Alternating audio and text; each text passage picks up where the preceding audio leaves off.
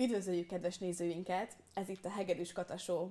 Ma egy nagyon izgalmas műsorral készültünk önöknek, és egy igazán izgalmas vendégünk van. Fordulók is felejébe, mert lesz szó gyermekkorról, színészkedésről, barátokról, családról, külföldről, mindenféle nagyon izgalmas témáról. Itt van velem Hegedűs Kata. Üdvözlünk a stúdióban, szervusz! Köszönöm szépen a meghívást, egy élmény itt lenni. Elég keveset tudni a gyermekkorodról, meg így a magánéletedről. Mesélj nekem kérlek egy kicsit erről. Húha, hát én mindegy is, hogy mikor, de január 22-én a Marosovszky Szombathelyi Kórházban megláttam a napvilágot. Én ott születtem. Igazából az egész családom Szombathelyen él, egészen a dédszüleimig, és hát nekem van egy nővérem, Kitti, és van egy édesanyám, dr. Kovács Éva, aki orvos, van egy édesapám, aki Hegedűs Sándor. Hát igazából apukám így nagyon-nagyon sok mindent csinál, mert hát van ilyen mérnök diplomája, tanár diplomája, meg még nagyon sok fajta diplomája, tehát hogy 6 diplomája van apukámnak, és ezért mindig, amikor kérdezték tőlünk, hogy mivel foglalkozik édesapátok, akkor csak annyit mondtuk, hogy nem tudjuk, mert igazából annyi mindent csinál, hogy olyan, mint egy titkos ügynök, úgyhogy Sándor egy titkos ügynök, igen.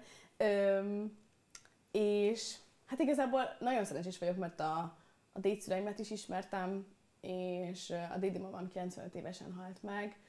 Szóval így a család az mindig nagyon fontos szerepet játszott az életemben, és hát igen, szerencsés vagyok igazából.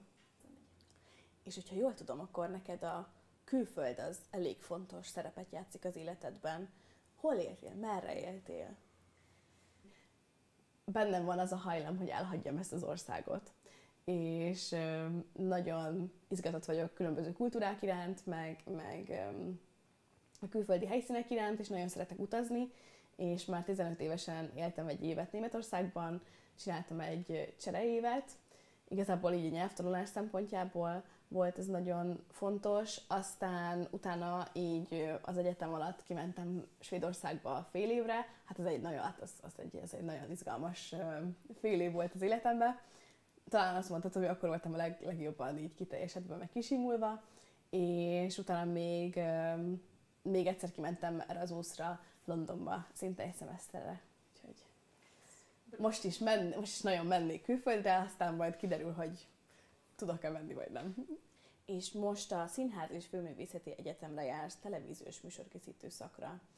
A művészi vonal az mindig benne volt az életedben, vagy később jött, ez hogyan alakult nálad?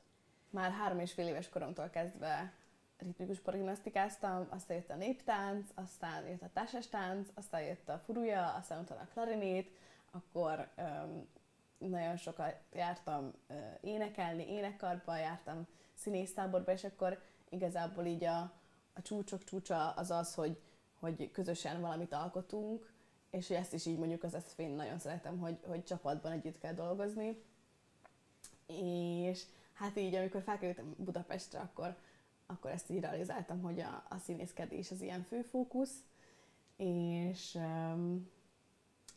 hát elvégeztem egy filmszínészképzést, és hát most igazából a fókuszom az inkább így a színészkedésem van. De hajlamos vagyok így ilyen kis kerülőutakat tenni, úgyhogy ezért is vagyok mondjuk most itt ezen az egyetemen. Hát és képzeld el, kedves Kata, hogy készültünk neked egy nagyon izgalmas meglepetéssel, ugyanis a helyszínen van kolléganőnk, Hegedűs Kata, aki a te 3 osztálytársaddal fog beszélgetni egy nagyon érdekes témáról, úgyhogy kapcsoljuk is őket.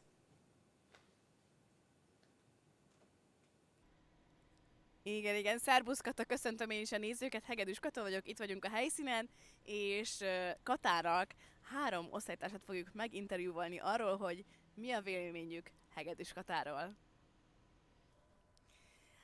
Hát, a Hegedűs Kata, jó fej, eskü jó fej, vicces gyerek.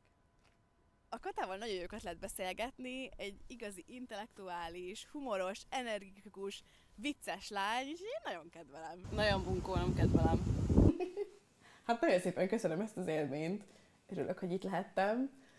Hát izgalmas volt ezeket így végighallgatni. Mint hogyha most hallottam volna először. Köszönöm szépen. Ennyi volt már a Hegedűs Kata Show. Nagyon szépen köszönjük, hogy ma is velünk tartottak.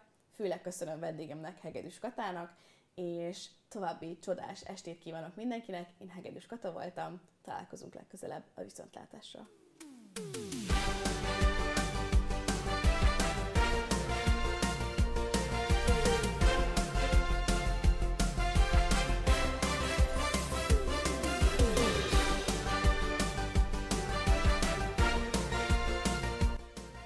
Nagyon nehéz magamról beszélni, ez nagyon durva. Jézusom. Nem tudom. Nem szoktam annyira.